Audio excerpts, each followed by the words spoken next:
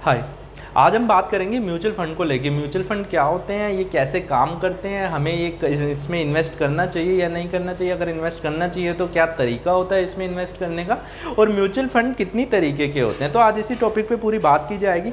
सबसे पहले जानते हैं म्यूचुअल फ़ंड होता क्या है। देखो, म्यूचुअल का अगर मैं हिंदी में वर्ड में बोलूँ तो म्यूचुअल का मतलब हो गया आपस में मतलब हो गया क्राउड फंडिंग। इसको एक तरीके से क्राउड फंडिंग का आप नाम ले सकते हैं। क्राउड फंडिंग क्या होता है, मान लीजिए मेरे पास 10 लोगों का एक ग्रुप है जो 10-10 हज़ार रुपया पर मंथ इन्वेस्ट करना चाहते हैं। तो मेरे पास 10-10 हज़ार के 10 बंदे हैं, 10 इन्वेस्टर हैं। तो मैं उन 10 लोगों का एक जगह पैसा क्लब करूंगा, एक जगह पैसा मैंने उनका इकट्ठा किया, मेरे पास आ गया 1 लाख रुपया। अब उस 1 लाख रुपए को मैं आगे जाके इन्वेस्ट कर दूंगा, कहीं पे भी किसी भी थर्ड जगह पे जाके मैं आगे इन्वेस्ट करता हूँ जहाँ से मेरे को प्रॉफिट आ सके। मैं वहाँ से जाके कुछ प्रॉफिट लूंगा और उस प्रॉफिट में से कुछ पार्ट अपने पास रखूंगा, बाकी का अपने सारे क्लाइंट्स में मैं डिस्ट्रीब्यूट कर दूंगा। तो म्यूचुअल फंड भी इसी तरीके से काम करता है। तो म्यूचुअल फंड को देखो, म्यूचुअल फंड हमें जब भी हम म्यूचुअल फंड में इन्वेस्ट करते हैं तो सबसे पहले हमें एएमसी कंपनी चाहिए होती है। एएमसी कंपनी ये क्या होती है, ये होती है एसेट मैनेजमेंट कंपनियाँ। अब ये आपको ऑनलाइन अगर आप सर्च करेंगे मिल जाएगी, या अगर आप म्यूचुअल फंड में करना चाहते हैं इन्वेस्ट तो आपको एएमसी के थ्रू ही होगा।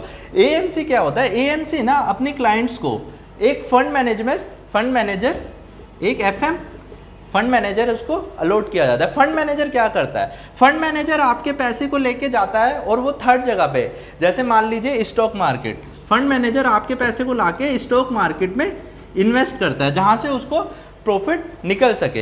एसेट कंपनी ने जो थी, जिसके पास मैं इन्वेस्टमेंट के लिए आया था म्यूचुअल फंड के लिए, मेरे जैसे बहुत से बंदे आए होंगे यहाँ पे, बहुत से इन्वेस्टर आए होंगे, तो हम सब ने पैसा डाला म्यूचुअल फंड में, इसमें एएमसी ने हमें प्रोवाइड कराया एक एफएम फंड मैनेजर ने हमारे पैसे को डाला स्टॉक मार्केट में, स्टॉक मार्केट से वो कुछ प्रॉफिट लेता है कुछ, और इसका कुछ परसेंटेज जाता है एएमसी कंपनी को वापस, और यहाँ से जो रिमेनिंग रह जाता है वो जाता है क्लाइंट्स के पास वापस। तो म्यूचुअल फंड जो होता है इसी तरीके से काम करता है। इसमें जो होता है आपका रिस्क थोड़ा लो हो जाता है। अब मान लीजिए अगर यही पैसा मैं बोलूँ कि मैं म्यूचुअल फंड में ना, इसमें एएमसी को ना देके अपना पैसा यहीं से कोई क्लाइंट आता है और वो कहता है मैं डायरेक्टली स्टॉक मार्केट में इन्वेस्ट करता हूँ, वो कर सकता है। लेकिन अगर आपके पास अच्छी खासी नॉलेज है तो आप इसमें जाके इन्वेस्ट कर सकते हैं। अदरवाइज इसमें जो आपका रिस्क रहता है, रिस्क बहुत हाई हो जाता है।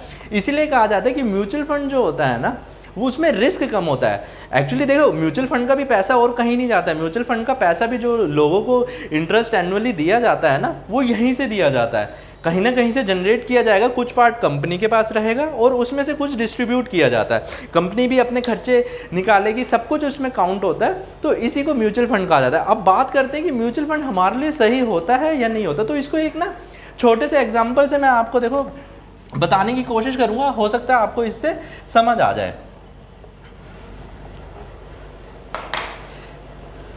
देखिए, मान लीजिए मेरा सेविंग अकाउंट है, मैं अपना पैसा सेविंग अकाउंट में रख रहा हूँ। मेरे पास एक सेविंग बैंक अकाउंट है। सेविंग बैंक अकाउंट से मेरे को जो ईयरली मिलता है वो लगभग मिलता है 3.5% का इंटरेस्ट, ठीक है, इतना ही मिलता है। और मान लीजिए अगर मैं एफडी की बात करूँ तो एफडी से मुझे मिल जाता है 6%, ठीक है, एफडी से मुझे मिल जाता है 6%। अब मैं अगर इंडिया की इन्फ्लेशन रेट की बात करूँ ना, जो इंडिया की इन्फ्लेशन रेट है या जैसे महंगाई दर नॉर्मली बोला जाता है, तो वो लास्ट कुछ ईयर्स की 6.5% रही है, 6.5%। अब इसमें सोचने वाली बात क्या है, जो मेरा पैसा था ना यहाँ पे, जितना भी हो, वो 1 लाख हो या कुछ भी हो, जो मेरे को मंथली ईयरली 3.5% मिल रहा है ना, तो उस पर मेरे को सीधा 3% का लॉस हो रहा है। और अगर मैं एफडी की बात करूँ तो इस पर भी मेरे को 0.5% का लॉस हो रहा है। तो इसीलिए कहा जाता है कि म्यूचुअल फंड सेविंग अकाउंट में अगर आप अपना पैसा रखते हैं तो आपको उस पर 3 से 4% से ज़्यादा इंटरेस्ट नहीं आ सकता। अगर आप एफडी कर रहे हैं तो 6 से 7% से ज़्यादा आपको उस पर इंटरेस्ट नहीं आ सकता। लेकिन अगर आप किसी अच्छे म्यूचुअल में इन्वेस्ट कर रहे हैं, किसी अच्छे फंड में इन्वेस्ट कर रहे हैं, तो आपको ईयरली अप टू 15%, 12 से 15% के बीच आराम से आप इजीली रिटर्न ले सकते हैं। लेकिन डिपेंड करता है कि आप किस तरीके के फंड में इन्वेस्ट कर रहे हैं और आपका फंड मैनेजर आपको कैसे गाइड कर रहा है। तो ये तो हो गया कि ये हमारे लिए सही होता है या नहीं होता है, ठीक है। अब बात करते हैं कि म्यूचुअल फंड होते कितनी तरीके के हैं। देखो, नॉर्मली तो अगर मैं बात कहूँ तो म्यूचुअल फंड कई तरीके के होते हैं, लेकिन नॉर्मल जो मेजर्स जो हैं वो होते हैं इक्विटी फंड्स और डेब्ट फंड। तो इन दोनों के बीच का डिफरेंस मैं आपको आज बताता हूँ। कि डेब्ट फंड क्या होते हैं और इक्विटी फंड क्या होते हैं। जो हमारा पैसा होता है ना, जो हम म्यूचुअल पैसा होता है, कुछ ग्रुप्स का पैसा होता है, तो वो इन्वेस्ट कैसे होता है। जो इक्विटी फंड होते हैं ना, इक्विटी फंड में क्या किया जाता है, इसमें जो इन्वेस्टमेंट होती है वो होती है स्टॉक मार्केट में। स्टॉक मार्केट, जब आप किसी म्यूचुअल फंड में इन्वेस्ट करने जाएंगे ना, तो आपको वहाँ पे शो होगा आपको इक्विटी फंड में इन्वेस्ट करना है या डेब्ट फंड में इन्वेस्ट करना है। तो इक्विटी फंड का जो जितने भी लोगों का पैसा होता है उसे इन्वेस्ट किया जाता है स्टॉक मार्केट में। इसलिए यहाँ पे क्या होता है, रिस्क जो होता है ना हाई होता है, यहाँ पे रिस्क हाई होता है, लेकिन इसके साथ साथ यहाँ पे जो रिटर्न आता है ना वो भी हाई आता है। आप लोगों ने एक चीज़ ये नॉर्मली सुनी होगी, हमने स्कूल में भी सुनते आते थे या किसी भी गेम में भी लगा लीजिए, जितना ज़्यादा हम रिस्क ले सकते हैं उतना ज़्यादा हमें रिटर्न के चांसेस ज़्यादा होते हैं। तो यही चीज़ यहाँ पे होता है, स्टॉक मार्केट में सबसे ज़्यादा रिस्क होता है, इसलिए यहीं से हमें सबसे ज़्यादा रिटर्न आने के चांसेस भी होते हैं। अब डेब्ट फंड क्या होते हैं और ये कैसे काम करते हैं। जो डेब्ट फंड होते हैं ना, ये जो म्यूचुअल से पैसा होता है लोगों का, ये इन्वेस्ट कहाँ होता है, ये नॉर्मली इन्वेस्ट होता है बॉन्ड्स में, गवर्नमेंट बॉन्ड्स में या ट्रेजरी बिल्स में, या ट्रेजरी बिल्स में। मतलब कि इसमें जो होता है हमारा जो रिस्क होता है ना, रिस्क जो होता है वो लो होता है। लेकिन अब मैं वही वाली बात करूंगा, अगर मुझे ज़्यादा रिटर्न चाहिए तो मुझे रिस्क भी हाई लेना होगा, लेकिन अगर मेरे को रिस्क अपना कम लेना है तो मेरे पास ऑटोमेटिकली रिटर्न भी जो आएगा ना वो लो ही आएगा, मतलब कम आएगा, मेरे पर रिटर्न भी कम आएगा और मैंने रिस्क भी कम लिया। तो डेब्ट फंड हो गए इस तरीके के।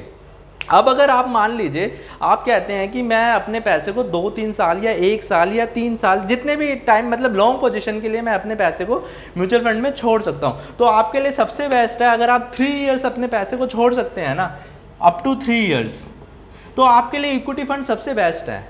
आप लोग इक्विटी फंड में जाके इन्वेस्ट कीजिए, आपको अच्छा खासा रिटर्न मिलेगा up to 15%, up to 15%। Depend फिर से मैं कहूँगा कि उसी चीज़ पे करेगा जिस पे जो फंड आपने चूज़ करा है। अगर मैं डेब्ट फंड की बात करूँ, अगर आप चाहते हैं कि मैं 1 साल से पहले निकलना चाहता हूँ, तो आप लोगों के लिए ये बेस्ट है। 1 ईयर से कम के लिए ये डेब्ट फंड आपके लिए बेस्ट है। आप इसमें कीजिए, आपको रिटर्न कम आएगा लेकिन एटलीस्ट आपका रिस्क कम रहेगा, तो आपकी मनी इसमें सेफ रहेगी। और डेब्ट फंड में, इसमें इक्विटी फंड के भी बहुत सारे अगर मैं बात करूँ तो एक होता है large cap, mid cap, small cap, मतलब इस तरीके के कई सारे इसके पार्ट हैं। अगर सबको कवर करने बैठे तो बहुत टाइम चला जाएगा, इसलिए इक्विटी फंड और डेब्ट फंड ये 2 मेजर फंड है। अगर आप इन्वेस्टमेंट करना जाएंगे तो आपको ये दोनों ऑप्शन इसमें शो होंगे। अब देखो बात करते हैं कि इसमें इन्वेस्ट कैसे किया जाता है। हमने ये भी जान लिया म्यूचुअल फंड क्या होता है, म्यूचुअल फंड काम कैसे करता है और म्यूचुअल फंड कितनी तरीके के होते हैं। लास्ट टॉपिक है हमारा कि इसमें इन्वेस्ट कैसे किया जाता है। देखो म्यूचुअल फंड में जो इन्वेस्टमेंट होती है ना, जो म्यूचुअल फंड में इन्वेस्टमेंट करने का सबसे बेस्ट तरीका होता है वो होता है SIP। आप लोगों ने नॉर्मली सुना होगा SIP। SIP क्या होती है, SIP में आपका ना कुछ अमाउंट एक बन जाता है जिसको मेरे को मंथली कुछ ना कुछ आगे पे करना होता है अपने मैनेजर को, वो मेरा मंथली जाता है या मेरे अकाउंट से ऑटोमेटिकली वो डिडक्ट हो जाता है, तो वो हो गया मेरा SIP। और एक होता है वन टाइम में क्या होता है, मेरे को जितना इन्वेस्टमेंट करना है मैंने एक बार में वो पैसा दे दिया, अब वो पैसा मेरा फंड मैनेजर वन टाइम में ले गया, अब मेरे को उसका ईयरली कुछ रिटर्न आएगा जो भी मेरा उस पर तय होगा। और एक चीज़ और, आप लोगों ने चेक किया होगा जैसे टीवीज़ में ऐड आती है या कहीं पे भी कोई ऐड आती है तो उसमें लिखा हुआ आता है कि म्यूचुअल फंड में इन्वेस्ट करने से पहले आप लोग उसके जितने भी रिस्क हैं उस सबको या TNC है उसको ढंग से रीड कर लीजिए। वो इसीलिए कहा जाता है क्योंकि जो म्यूचुअल फंड है, म्यूचुअल फंड का पैसा भी इक्विटी मार्केट में ही आना है, मतलब कि स्टॉक मार्केट में ही आना है या कमोडिटी में ही जाना है। तो ये जो रहता है म्यूचुअल फंड, इसका भी जितना रिटर्न आप लोगों को आना होता है ना, ये भी डिपेंड करता है कि मार्केट कैसे चल रही है। मतलब कि अगर इंडियन मार्केट अच्छा मूव कर रही है, अच्छा रिटर्न दे रही है, तो आपका म्यूचुअल फंड भी आपको अच्छा रिटर्न देगा। अगर ये हमारी इंडियन मार्केट इस टाइम पे अच्छा रिटर्न नहीं दे रही, जैसे मैं करंट सिचुएशन की बात करूं, तो इसका असर आपके म्यूचुअल फंड्स पे भी पड़ेगा। तो इससे घबराने की जरूरत नहीं। इसलिए कहा जाता है कि म्यूचुअल फंड जो होता है, म्यूचुअल फंड में हमें थोड़ा लॉन्ग टर्म के लिए इन्वेस्ट करना चाहिए। अब इसमें 2 तरीके के प्लान आते हैं, एक आता है रेगुलर प्लान और एक आता है मेरा डायरेक्ट प्लान। तो मैं आप लोगों से रिक्वेस्ट करूंगा, आप लोग ना डायरेक्ट प्लान की तरफ जाइए। डायरेक्ट प्लान में थोड़ा सा अपने आप को रिसर्च कीजिए कि मेरे लिए बेस्ट क्या है, थोड़ी सी न्यूज़ में देखिए, कहीं पे भी आप इसको सर्च कर सकते हैं, ऑनलाइन चेक कर सकते हैं कि मेरे को कौन सा फंड अच्छा रिटर्न दे सकता है। तो इसमें क्या होगा, जो मेरे को एएमसी है ना, मैं किसी भी एएमसी के पास डायरेक्ट जाके, मतलब कि किसी भी एएमसी कंपनी के पास डायरेक्ट जाके मैं इन्वेस्ट कर सकता हूँ। मेरे को ना तो बीच में सेल्स वाले की ज़रूरत है, किसी सेल्स के एग्जीक्यूटिव की ज़रूरत है, ना मुझे बैंक की ज़रूरत है। तो जो मेरा रिटर्न आएगा वो डायरेक्ट मेरे को एएमसी से मिलेगा।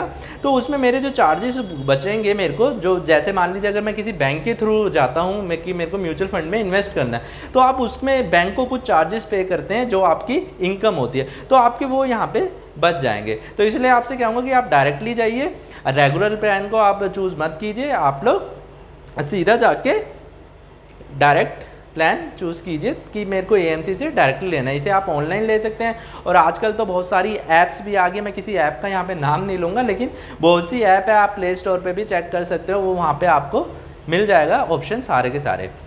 अब बस यही चीज़ है म्यूचुअल फंड का, इतना सा ही है, इसको ज़्यादा समझने की ज़रूरत नहीं है। अगर किसी के पास अच्छा खासा पैसा है और वो उसको 2 से 3 साल होल्ड कर सकता है तो वो किसी भी म्यूचुअल फंड में जाए। अगर वो चाहता है कि 3 से 4 महीने 6 महीने, तो उसके लिए म्यूचुअल फंड मेरे हिसाब से किसी काम के नहीं है, क्योंकि इस पर आपको अपना पैसा डाल के फिर आप अपने सेविंग अकाउंट में रखिए या एफडी करा के रखिए, वो आपके लिए ज़्यादा सेफ है बजाय कि म्यूचुअल फंड के।